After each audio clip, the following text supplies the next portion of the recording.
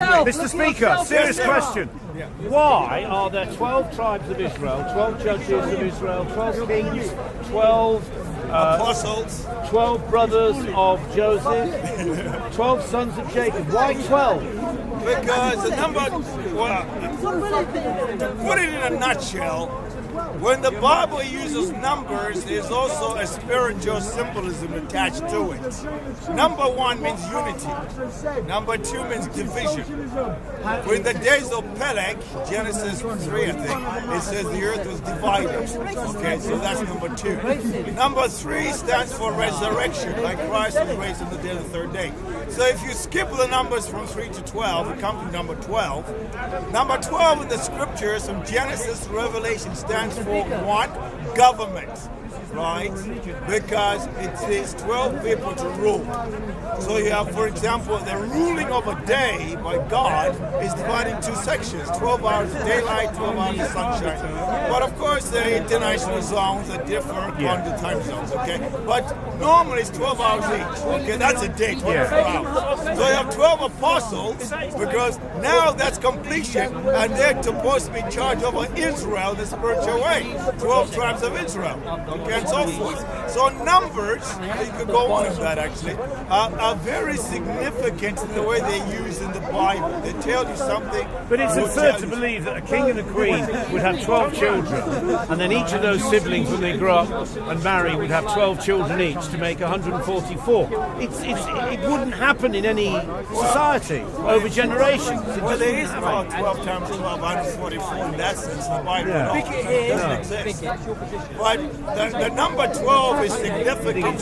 For example, when you go higher than 12, you come to 13, right? 13 in the Bible stands for rebellion. For example, in Genesis, I think it's chapter 12, in the 13th year, they rebelled.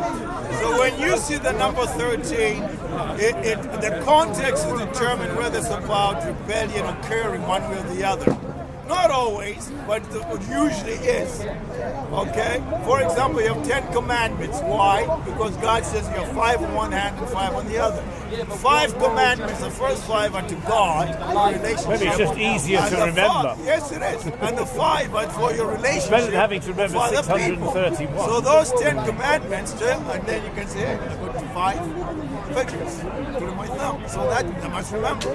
For example, the Bible's got 49 books, right? Yes. Originally. Not 66 as we have it today. That's an artificial division. From Genesis to the end of the Old Testament, which is the Bria Rahim, which is the book of Chronicles, there are 22 books. We have 39 because we're about socialism? I'll come back to it. We have subdivided some of the books into little books. For example, the one book in the Bible is called the Book of Kingdoms. We have made it into 4 separate books: 1 Kings, 2 Kings, 1 Samuel, 2 Samuel. So we think we have 4 books, but it is just one big book.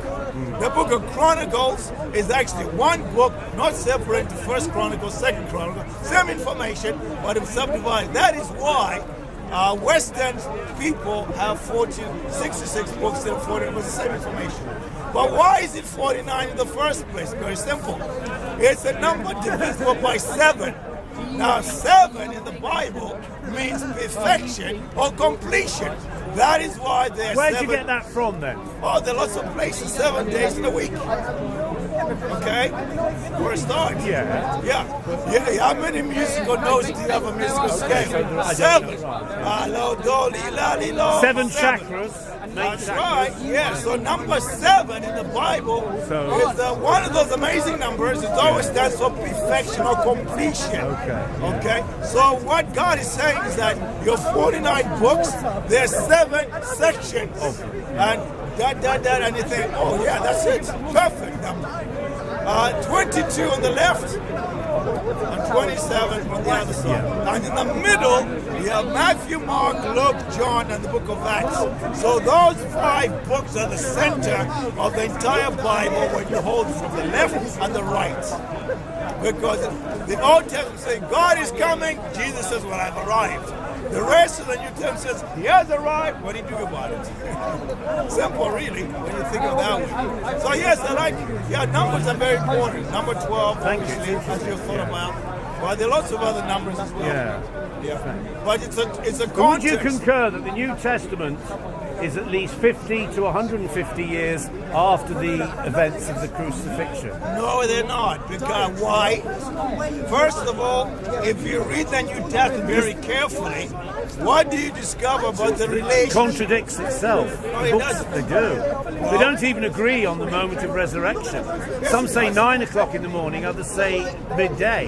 No, it doesn't say 9 o'clock in the morning or midday at all.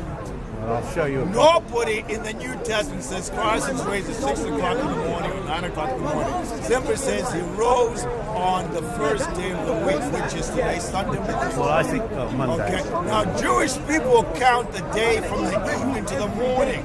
So, for example, they count London, the night. It might be 6 p.m. until 6 o'clock in the morning. So 6 p.m. next day. That'll be one day and one night to the Jewish mindset. The reason being, because the first chapter in Genesis chapter 1, God says the evening and the morning were the first day. So Jewish people count the day like that. We were influenced by the Romans and the Greeks, on the other hand.